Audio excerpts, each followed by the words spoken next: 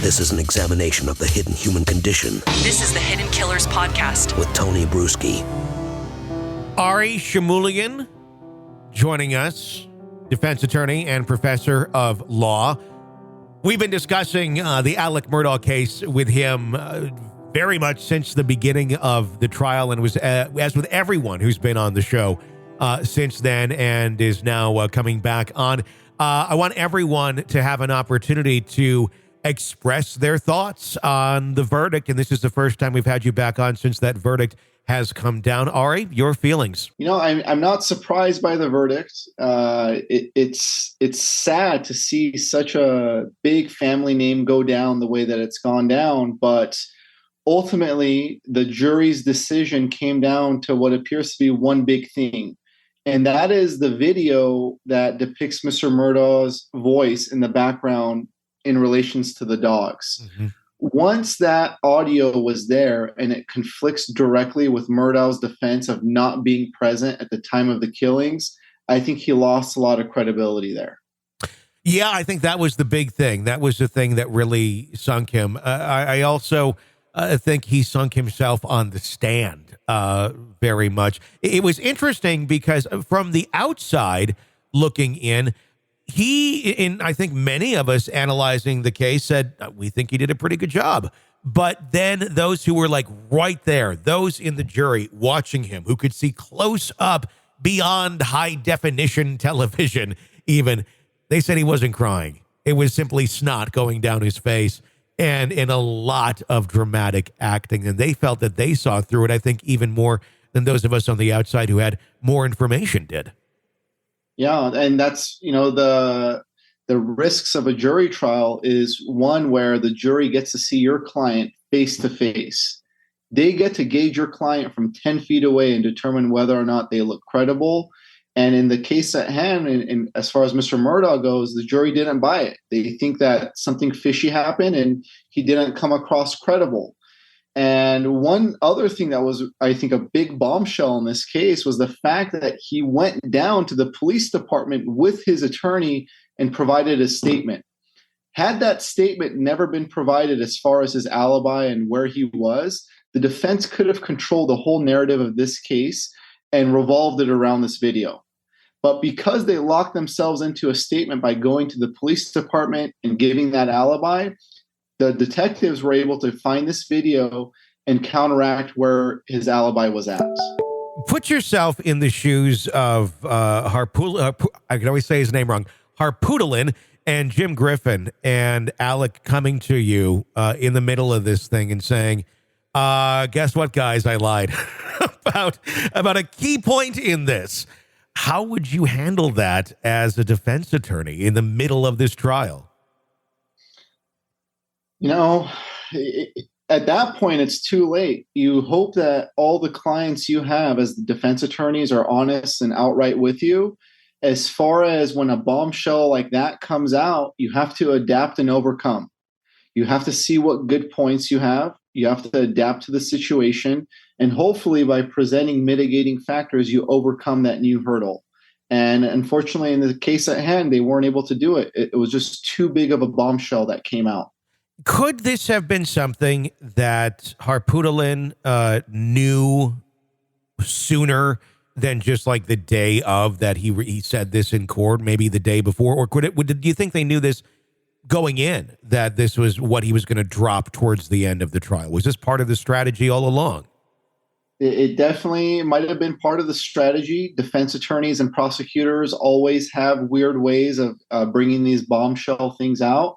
If it was a strategic device on part of the DA's office, the prosecutors to do it, it definitely stuck, right? It resonated with the jury and they came back with a guilty verdict.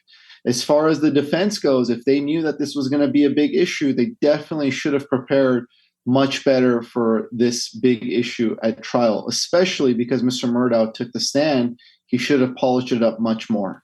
How does it strike you as an attorney? Do you think they knew much earlier on, or do you think it struck them as a shock as well, the defense for Murdaugh?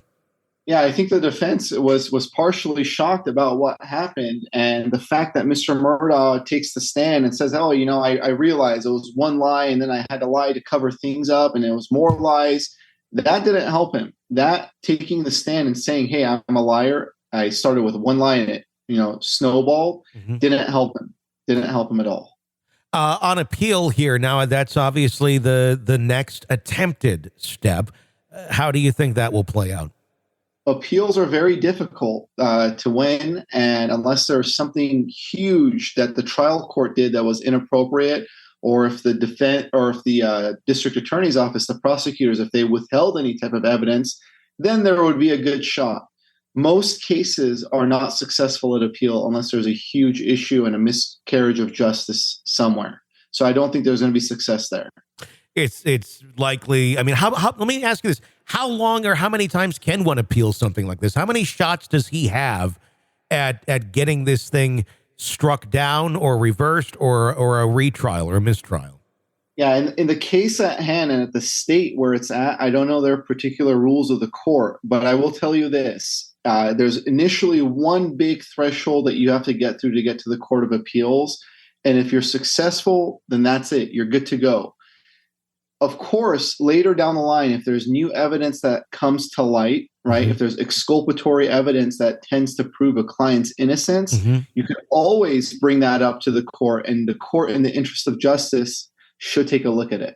So, for example, and this is just, I don't know if it's a wild theory or not, because there's been so many wild things in this, comes out that Alec was not necessarily the gunman, but maybe was brought there by gunmen.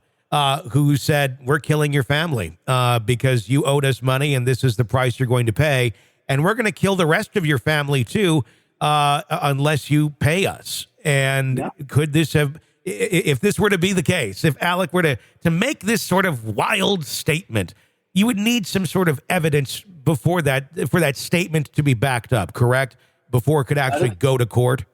Yeah, of course. There's got to be direct evidence or circumstantial evidence. And one thing that the defense claimed over and over in this case was that this was potentially drug dealers that did this. This was a gang that Murdaugh kept buying drugs from that did this in retaliation. But they did, but they didn't ever go down that road very much. They hardly touched that area.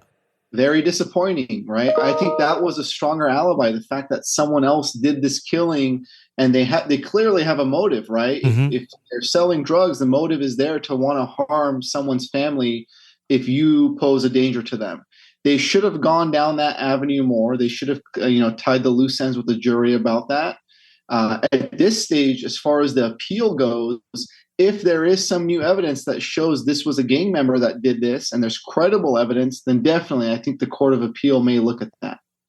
It's a very dark, twisted story, and I'm sure it's not ending anytime soon. I agree. A lot of these cases that we deal with, sometimes the verdict of the jury is just the beginning. Most of the battle may come out in appeal. This is an examination of the hidden human condition. This is the Hidden Killers podcast With Tony Bruschi. Arie Shamuilian, defense attorney and professor of law. Thank you so much for your insight on that case and the many others that we continue to cover right here. If you like the coverage and you want more, you want access to everything we're doing, press subscribe wherever you download podcasts. If you want an ad-free experience, we got that for you too on Apple Podcasts. Just subscribe over there and get access to everything with no commercials. You can binge away all you want and into the archives as well. My name's Tony Bruschi. You can follow me on Twitter at TonyBPod. Stay with us.